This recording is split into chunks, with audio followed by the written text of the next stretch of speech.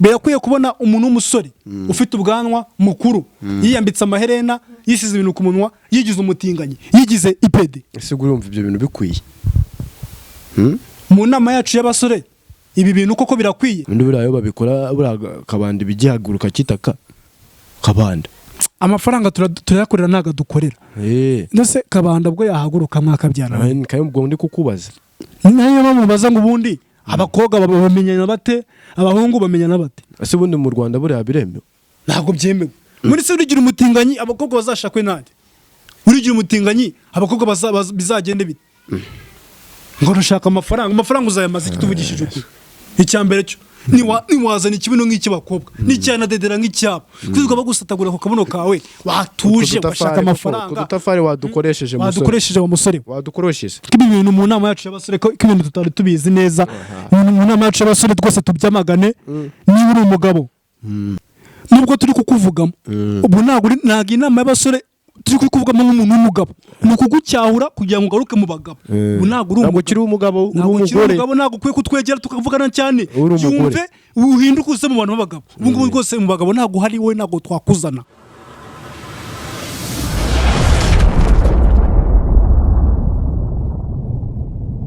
Turabasuje tubaye ikaze muri cya kiganiro cyacu inama y'abasore mugezwaho na Juwa cy'umuringa ndi kumwe akajuga wandindi Chano ikibagezaho ni ya indi yanyu ni Bakwe TV nk'ibisanzwe.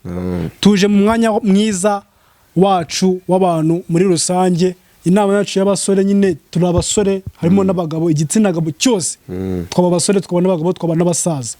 Uyu mwanya tuje kunenga no kwamagana abahungu cyangwa abasore cyangwa abagabo bigira abakobwa bigize abagore bashaka kugira ngo abagore Imana yaremye bahinduke nkabo kandi ntago byakunda buriya kuko Imana uko yaturemye nta kintu cyahindura uko yaturemye. Wandindi birakwiye kubona umuntu w'umusore ufite ubwanwa mukuru yiyambitse amaherena yisize ibintu ku munwa yigize umutinganyi yigize ipede. Ese urumva ibyo bintu bikwiye? Mu nama yacu y'abasore ibi bintu koko birakwiye. Abo nuko umuco wacitse kitaka uko no gucika ku muco nyarwanda sinzi ukuntu bimeze. Ibi bintu sinzi niba kera byarabagaho. Kera ntago byabagaho. Wenda uri mukuru kunduta kera byabagaho. Ibintu kera ntago byabagaho. Ahubwo ikintu cyajemo ibi bintu byo kwigira abakobwa. Ibi bintu abazungu barabizanye. Mu kubizana kwabo babishyiramo n'amafaranga. None mu kubishyiramo amafaranga usanga none abanyarwanda cyangwa abandi basore bacu bo mu Rwanda bumva nabo byabatunga. Kumbe barabigira kuri aba bari mu kazi kuko nguragenda ugasezerana n'umuzungu hanze umugabo mugenzi wawe akagwa amafaranga akagusatagura ikibuno nyuma mukahita mukora divorce baranashakana ubundi ugakorayo amafaranga. Rero ibi bintu byaraje no mu banyafurika cyangwa abanyarwanda muri rusange kuko abanyarwanda ni abacu natwe turi abanyarwanda ntago dukwiye kwangirika tubareba cyangwa ngo bangirike nyine turebana ubwacu. Ni ugutesha agaciro igihugu cyacu cy'u Rwanda cyatubyaye. Ibintu ntago byigeze bibaha mu bahami bose bahabaye ntago ibintu byo kwigira abatinganyi byigeze bihaba.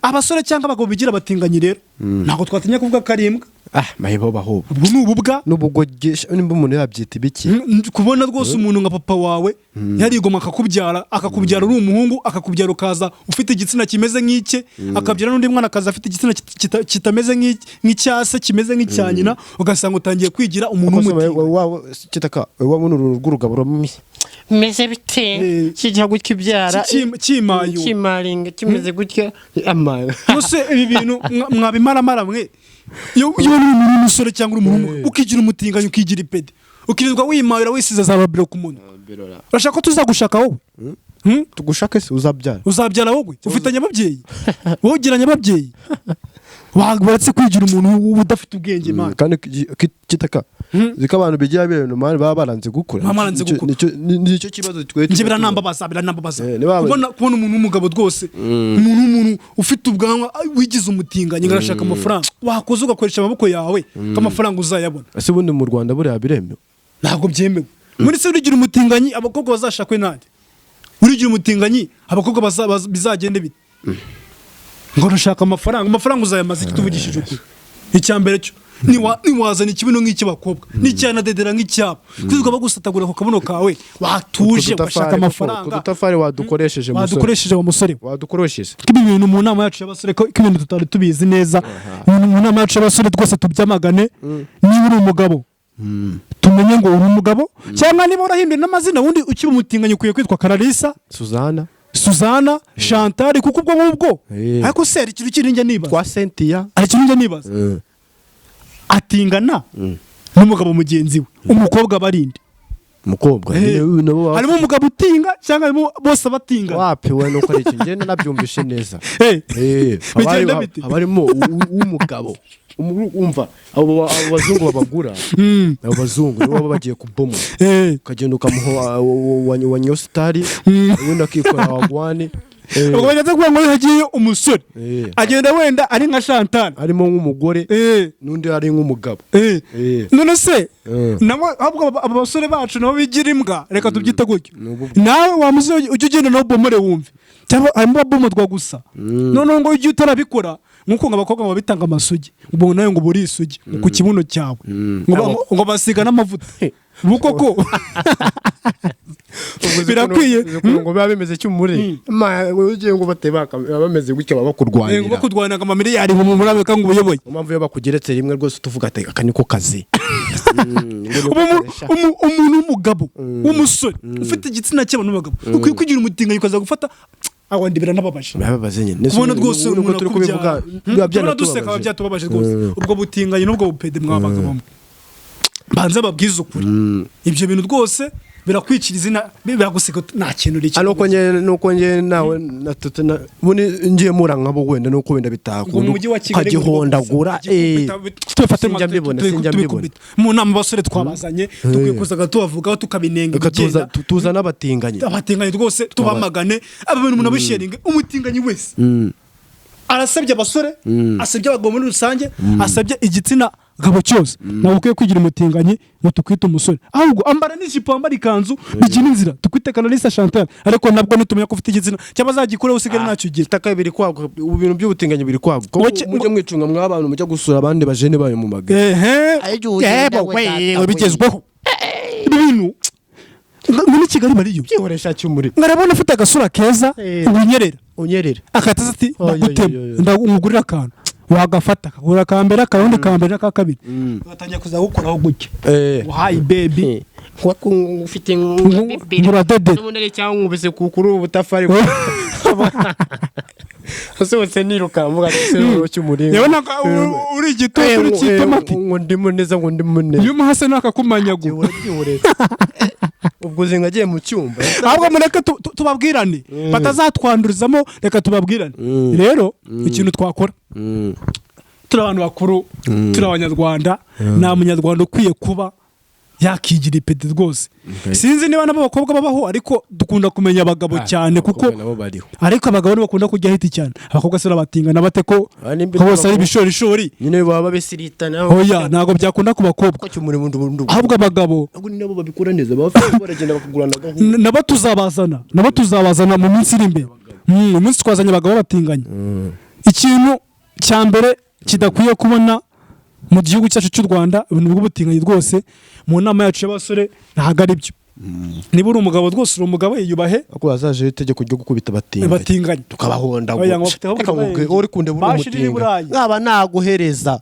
ako mu Rwanda ngo bakirimo bari bari kujyayo nabagafashe ngo zinga iburayi ngo kuntu bakunda n'ibi bisoro byacu by'ibikara ngabona usanga Naomi wenda nko mu bakobwa akikuntu ufite igisoro cy'igikara ati aka gasaize niko nshaka ikintu twabagira tugiye twinjiye muri mwanya wacu mwiza wo gusotora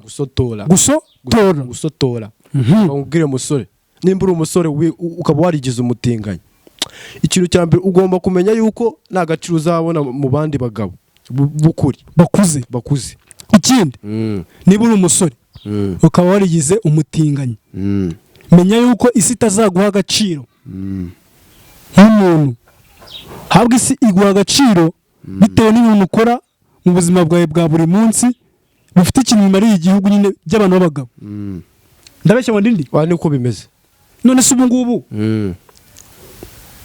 wowe wumva ko niba mutinganye rega buri ugiye kureba usanga n'imirimo yose yo mu rugo uhita uyikora, ushaka wajya mu nama z'abagore. Muri ugomba kwita ujya mu nama z'abagore kuko n'ingendo zirahinduka. Kuko nimba uri umusore ukaba warigize umutinga, ntabwo ndi kukubara mu basore bagenzi banjye, ahubwo ndi kukubara mu nkumi. No mu bagabo ntiwajyamo twarabimenye. Waba ujya gukora iki se? Kuko hari umugabo wari wabona kitaka wambara pampa mu by'ukuri. Ahubwo ikintu baba basigaje kuzaga bakora, basigaje kuzaga bakora ikintu mundi nuko nanya ababyeyi babona. Ariko ibi bintu rero ni ibintu nyine bimwe biradutesha agaciro nk'abagabo, ni sosiyete yose.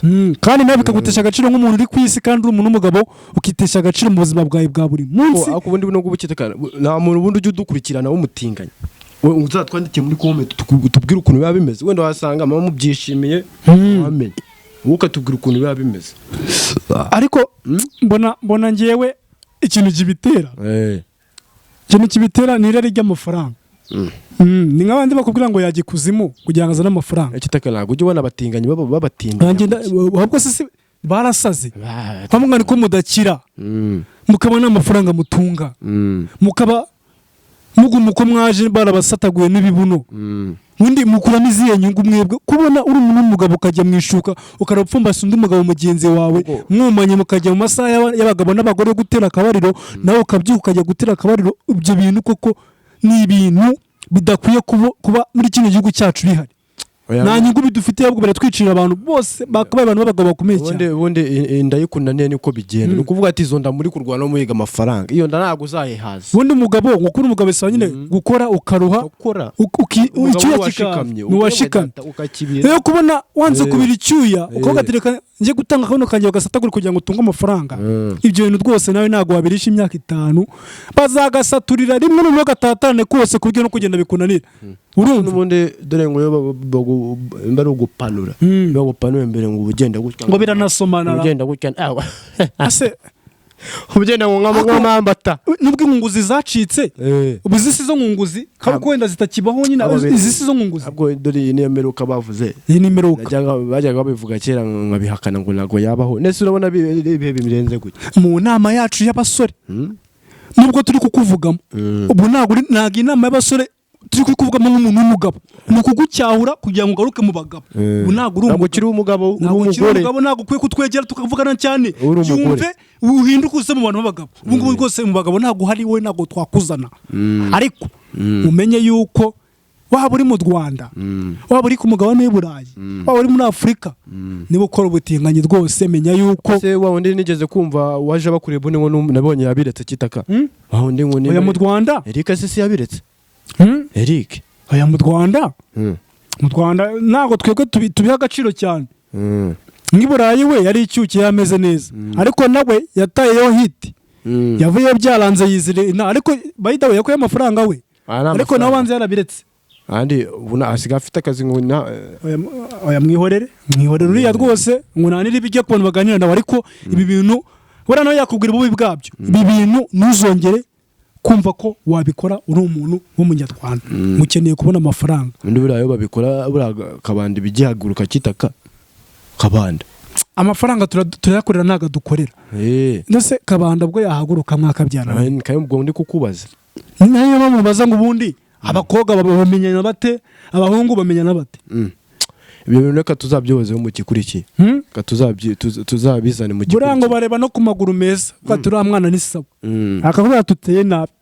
Ariko cyumuringa ngewe nababwiye ngo ntabwo tuzaripfana mu nama y'abasore, inama y'abagabo. Erega inama saga ari abasore gusa, nawe irakure buri umugabo, irareba n'umusaza. Ariko papa ibintu turi kuvuga ntabwo turi kuvuga ibintu bize, irareba n'umukecuru n'umugore iramurebekana. Namwe mwabagore mwe ntabwo mwakishimira kubona abagabo bose babatinganye, rero bakabaye abagabo baho bakagira ikintu bamare. Nose undi mwigira batinganye tuzabyara dute? Ako se abakobwa bo bakicaye bakabivuga bako ntabwo muri guhomba abagabo, barabahomba. Inama namwe rwose mu bakobwa mwe mujye mufata mu bwira ati rwose ibi bintu ntabwo mukwiye kubyigira, kuko Imana ufite sheri wawe musigasire niyo mpamvu aragucitse. Niyo mpamvu n'Imana yaremye ibitsina bibiri Eh. igitsina gore n'igitsina gabo buriya yibona ko igitsina gabo kizaga kikenera nta kindi kigifasha kugira ngo wenda barimo umuntu yari kukirema ari kimwe ariko Imana yarakuremye ikugira umugabo ireba n'umugore imigira umugore kugira ngo muzabyare muhuze ibitsina mubyare mwororo Ko kitakare. none wowe urimo urafata uzi ko ngano uze ku bintu by'abatinga ngahita mbitekereza ejo bundi muri Bibiliya birimo ura none ahubwo byabiye biri ubwo rero ubu ngubu ikintu tugezemo ni ukubasezera kubasezera reka tubasezere tubibutsa yuko iki kiganiro cyacu kitari cy'abasore bapfundapfunda imitwe ahubwo ni icy'abasore bashaka gufata imyanzuro y'abagabo b'ukuri ciao ciao avugana na Gana Wandindi Kajuga na Nyagiwa cy'umuringa